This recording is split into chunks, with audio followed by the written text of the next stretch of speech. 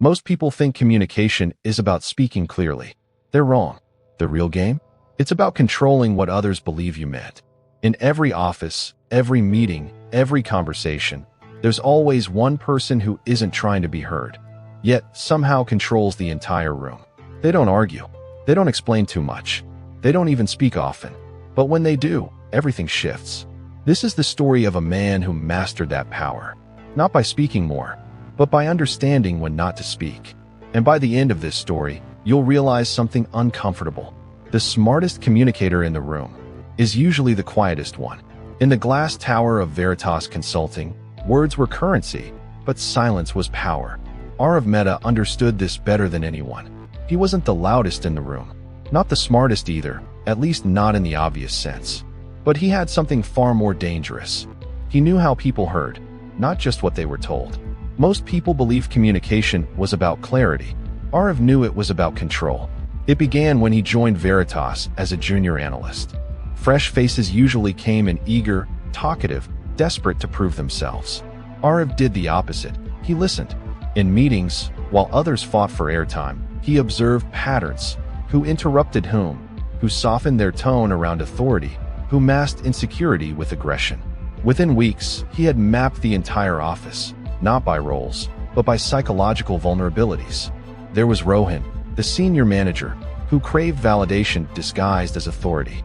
He spoke in absolutes, but waited for approval in people's eyes. Then there was Meera, sharp and efficient, but deeply afraid of being sidelined. She over-communicated to ensure visibility. And then Vikram, the director, calm, minimal, but addicted to control. He trusted few words, but valued those who used them carefully. Arav didn't rush. Instead, he began with small experiments.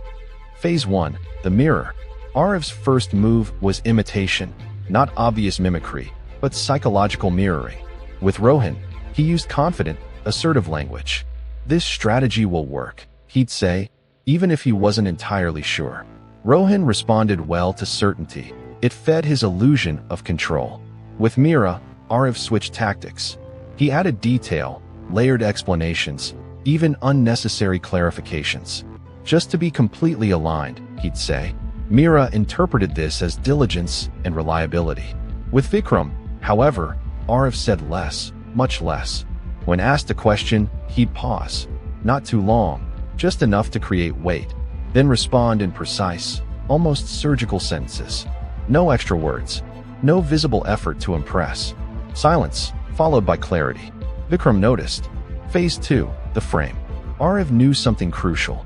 People don't react to facts. They react to how those facts are framed. One afternoon, a project review went wrong. The team had missed a key deadline, and tensions were high. Rohan immediately began assigning blame. "We underestimated the timeline," he said sharply. Arav spoke up, but not to defend, to reframe. "I think the timeline was accurate," Arav said calmly. What shifted was the scope. The client expanded expectations mid-cycle. The room paused. Same situation, different narrative. Now it wasn't incompetence, it was external pressure. A subtle shift, but powerful. Rohan exhaled. Meera nodded. Vikram leaned back, watching. Arav hadn't changed reality. He had changed its interpretation. That was enough. Phase 3, the strategic silence. Weeks passed, and Arav gained quiet influence. But he needed more. Influence without visibility was fragile. He needed to shape perception, without appearing to. So he used silence as a tool. In meetings, he began withholding input at critical moments. When debates heated up, when opinions clashed, Arav stayed quiet. People started noticing. "Do you have any thoughts?" Meera would ask. Arav would hesitate, as if weighing consequences, then offer a concise, balanced perspective. This created an illusion that Arav only spoke when it mattered. His words gained weight, not because they were louder, but because they were rare. Even Vikram began seeking his opinion directly, not because Arav demanded attention, but because he made absence feel like a gap. Phase 4, the whisper network. Direct communication shapes decisions. Indirect communication shapes reputations. Arav mastered both. He never spoke ill of anyone openly. Instead, he planted ideas subtly. With Rohan, he'd say, "Meera's really dedicated. Sometimes, I wonder if she takes on too much." Concern, not criticism. With Mira, he'd say, Rohan's under a lot of pressure. I think he's trying to prove something to Vikram. Empathy, not accusation.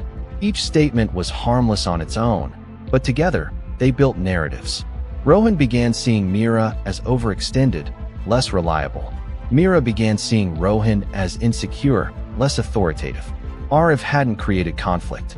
He had amplified perception, and perception, once formed, rarely needed reinforcement. Phase 5, the controlled reveal. The opportunity came during a high-stakes client pitch. Vikram assigned Rohan to lead, with Mira handling execution. Arav was in the background, officially, but Arav knew better. He prepared meticulously, not just the content, but the communication dynamics. Before the presentation, he approached Mira. You've done most of the groundwork, he said. You should highlight that during the pitch. Mira hesitated. Rohan's leading. Of course, Arav smiled. But clarity helps everyone. Then he spoke to Rohan. Mira has strong data points, he said. Might be worth letting her elaborate.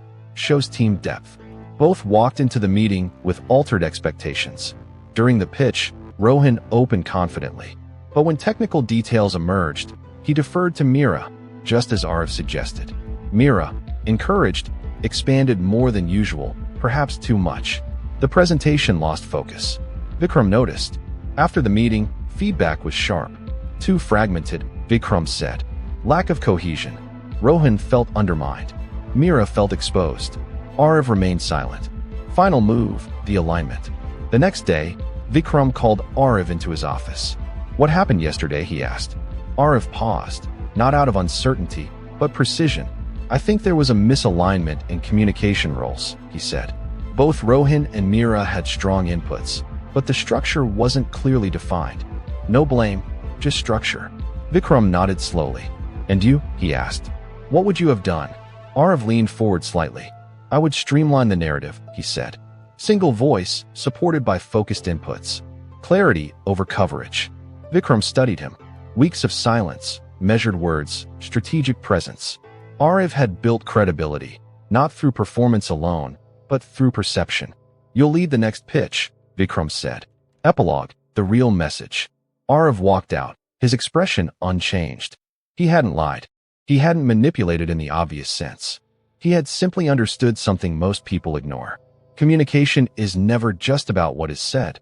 It is about timing, framing, absence, and interpretation. Words don't carry meaning, people assign it. And the one who controls that assignment controls everything. In Veritas Consulting, many spoke, but only one truly communicated. And that made all the difference.